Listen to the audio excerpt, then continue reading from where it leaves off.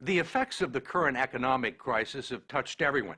Even if you still have a good job and a paid-up mortgage, chances are your monthly 401k statement will remind you that you've lost a good chunk of your savings. Trillions of dollars have evaporated from those accounts that have become the prime source of retirement funds for a majority of American workers, affecting their psyche and their future. If you're still young enough, there's time to rebuild and recover. But if you're in your 50s or 60s or beyond, the consequences can be dire. And it's drawing attention to the shortcomings of a retirement system that's jeopardized the financial security of tens of millions of people. Good morning. Good morning. It was called a career fair, but there was no merriment here, only a whiff of desperation. Do you have any openings in the IT industry? Many of these people had been out of work for months and burned through their liquid asset. Alan Weir, who turned 60 this month, showed us his latest 401k statement, which he hadn't had the courage to open up. I'm afraid. You're going to open it now? You want me to? Let's do it. There's good reason for his trepidation. Nearly half of his life savings have vanished in a matter of months. It went down again. How much are you down overall? Oh, about $140,000.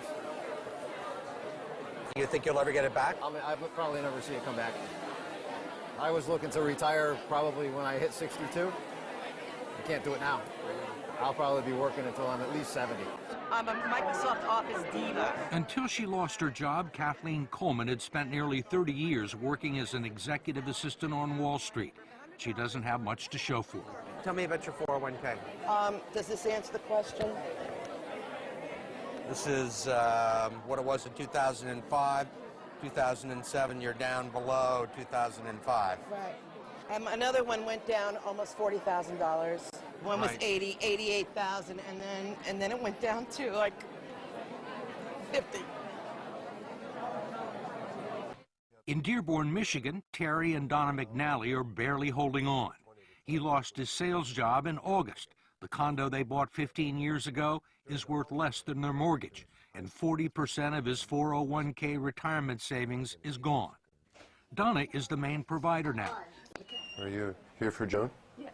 Terry considers himself fortunate to have found part-time work greeting the bereaved at a funeral home and making lattes at Starbucks, There you go. where colleagues young enough to be his grandchildren have taken him under their wing. What's the hardest part?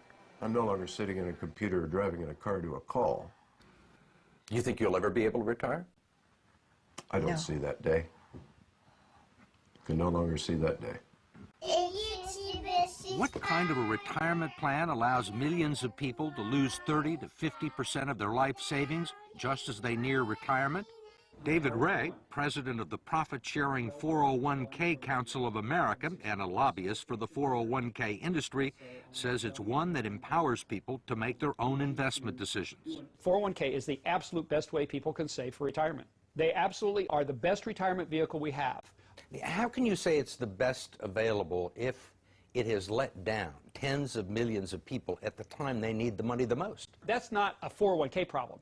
That is our entire investment system. This is about the markets went down for everybody. Nobody was saved in the current thunderstorm. Ray says that many people still have more money in their 401ks than they've actually contributed. He says everyone had multiple investment options, including low-yield guaranteed returns, and he believes people who lost money have no one to blame but themselves. In America, it's a society based on freedom and choice and personal responsibility. We need to help them understand these responsibilities and execute them to the best they can. 401k is part of that. There are no guarantees. What about the people who are 63 or 64? A lot of those people were thinking about retiring. Well, and now they aren't. Well, I mean, a lot of them were retired and have to go back into the workforce. Well, but that was not a 401k problem. That's an investment system problem. The markets go up and down, and if those people chose to take equity risk, there was a logical outcome. But in fact, the 401k plans that have become the primary source of retirement income for 60 million Americans were never designed to be retirement plans in the first place. They were created in the late 1970s as a savings plan and tax shelter for ordinary Americans. The idea was that workers would make voluntary contributions and employers would match a portion of them. The taxes would be deferred until the employee reached the age of 59 and a half. It was supposed to supplement the two traditional income streams for retirees, Social Security and pensions, one leg of a three-legged stool that would support American workers into their golden years. But it didn't turn out that way.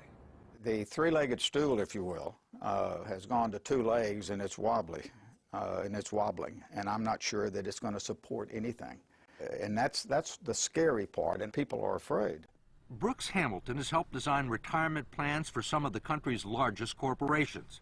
He says 401ks turned out to be so much cheaper than funding pensions that many companies decided to freeze their pension plans and replace them with 401ks.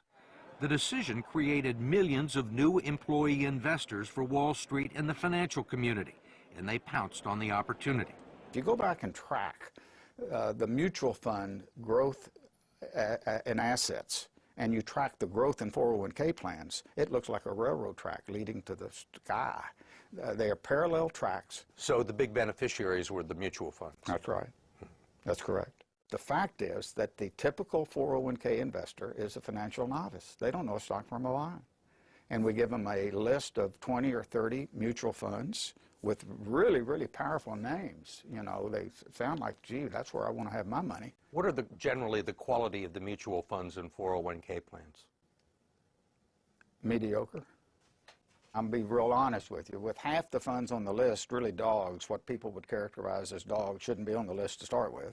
There clearly has been a raid on these funds by the people of Wall Street, and it's cost the savers and the future retirees a lot of money that would otherwise be in their account, independent of the financial collapse. Representative George Miller of California is chairman of the House Committee on Education and Labor and a staunch critic of the 401k industry, especially its practice of deducting more than a dozen undisclosed fees from its clients' 401k accounts. Now you got a bunch of economic wizards jumping in and taking money out of your retirement plan, and they don't want to tell you how much. You can't decipher it in simple English, and they're not interested in disclosing it or having any transparency about it. And most of the people that look at their 401ks have no idea that these fees are being taken out. No. Where would you find it? Where would you find these fees in this prospectus?